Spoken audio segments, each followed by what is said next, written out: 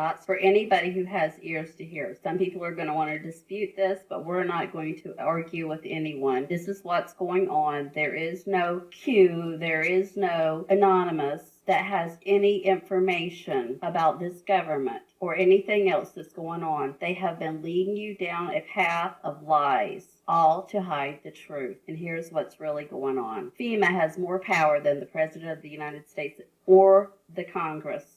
It has the power to suspend laws, move entire populations, arrest and detain citizens without a warrant, and hold them without trial. It can seize property, food supplies, transportation systems, and can suspend the Constitution. When a state of emergency is declared, Executive Order 11921 allows the Federal Emergency Preparedness Agency to develop plans to establish control over the mechanisms of production and distribution of energy sources, wages, salaries, credit, and the flow of money in the U.S. financial institution in any undefined national emergency. It also provides that when a state of emergency is declared by the President, Congress cannot review this action for 6 months.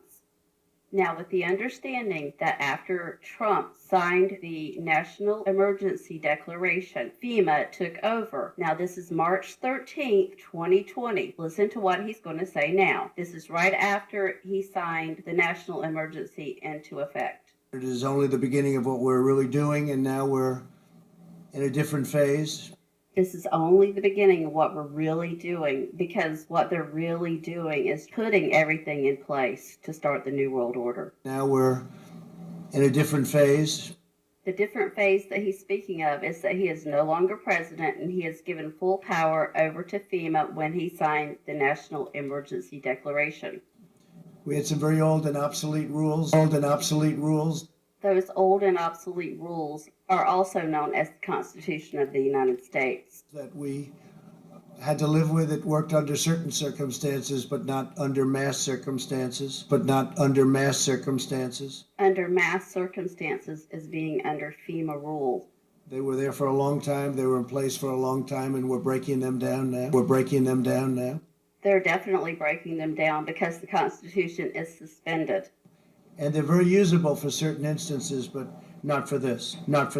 Because they can't go forward with their plan with the Constitution, our constitutional rights still intact. To unleash the full power of the federal government. In this effort today, I am officially declaring a national emergency. So he is officially telling us in a coded message that we are now under the rule of FEMA, no longer having a president. Fast forward to March 19th, 2020, in the FEMA National Response Coordination Center. Well, Mr. President, Vice President, thank you for being here. Really appreciate your visit to FEMA. I think your visit really, as you indicated last week, by signing the national emergency, has really empowered FEMA. And he just made the declaration that FEMA is empowered, has really empowered FEMA.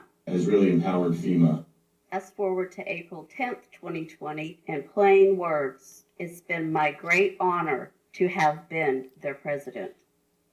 Past tense. The American people have been so disciplined. It's been my honor to be their president. I've said it before, I'll say it again, I'll say it always. It's been my great honor to have been their president, and it's been my great honor to have been their president. I have a big decision coming up, and I only hope to God that it's the right decision, but it'll be based on the input from a lot of very talented people, very smart people, and people that love our country. Thank you all very much. Thank you. He actually will not be making any more decisions. This group of people that he says will be helping him make decisions are the ones that are making decisions now, because it is FEMA that is making the decisions.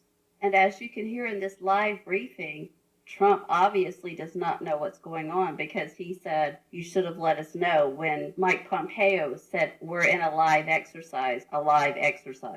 Pompeo says this is a live exercise. And what you'll hear in the background is Donald Trump say, you should have let us know. This is not about retribution. This matters going forward. We're in a live exercise here to get this right. We need to make sure that we're in a live exercise here to get this right. We're in a live exercise here to get this right. We're in a live exercise here to get this right. Does he sound like a man that's in control of anything anymore? He just looks like he has just lost his best friend in all of these videos that we're seeing now ever since he signed the National Emergency Declaration. I'm sure most of us thought that FEMA was created to help people in disasters. But here's the truth about FEMA. FEMA was created in a series of executive orders. A presidential executive order, whether constitutional or not, becomes law simply by its publication in the Federal Registry. Congress is bypassed. Executive Order 12148 created the Federal Emergency Management Agency, that is to interface with the Department of Defense for civil defense planning and funding. An emergency czar was appointed. Executive Order 12656 appointed the National Security Council as the principal body that should consider emergency powers. This allows the government to increase domestic intelligence and surveillance of U.S. citizens and would restrict the freedom of movement within the United States and grant the government the right to isolate large groups of civilians. That's where we're at right now, people. We are all being told what to do, where we can and can't go. The National Guard could be federalized to seal all borders and take control of U.S. airspace and all ports of entry.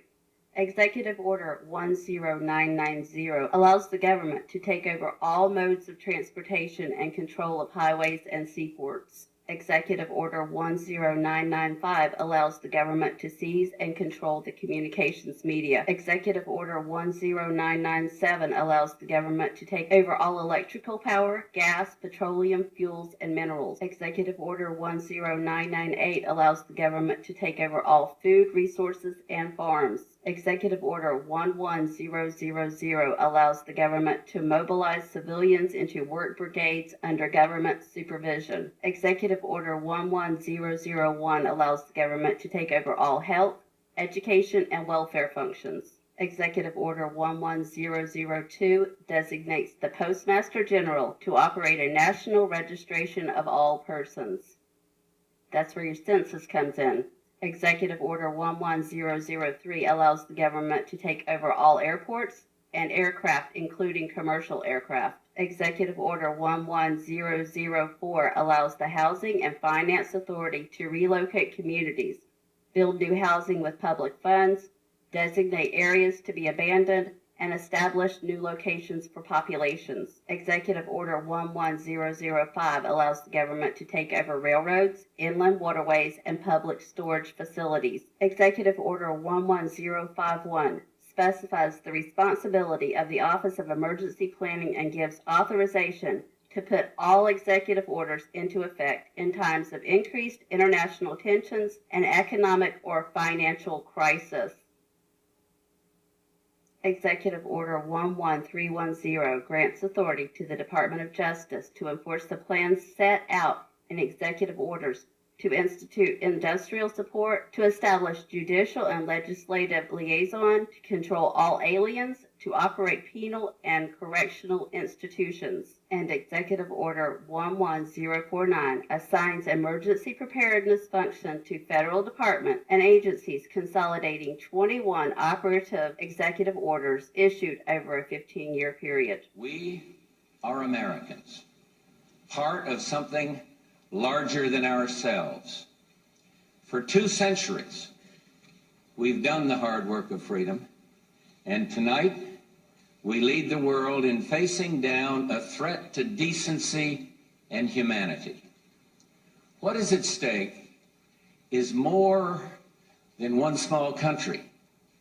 It is a big idea, a new world order, where diverse nations are drawn together in common cause to achieve the universal aspirations of mankind: peace and security, freedom, and the rule of law. Such is a world worthy of our struggle and worthy of our children's future. We have before us the opportunity to forge for ourselves and for future generations a new world order, a world where the rule of law, not the law of the jungle, governs the conduct of nations. When we are successful, and we will be, we have a real chance at this new world order, an order in which a credible United Nations can use its peacekeeping role to fulfill the promise and vision of the UN's founders. Hopefully this has opened some of your eyes so that you can see where we're at in this timeline. This is true. This is what's going on. These are facts. Y'all have a blessed day.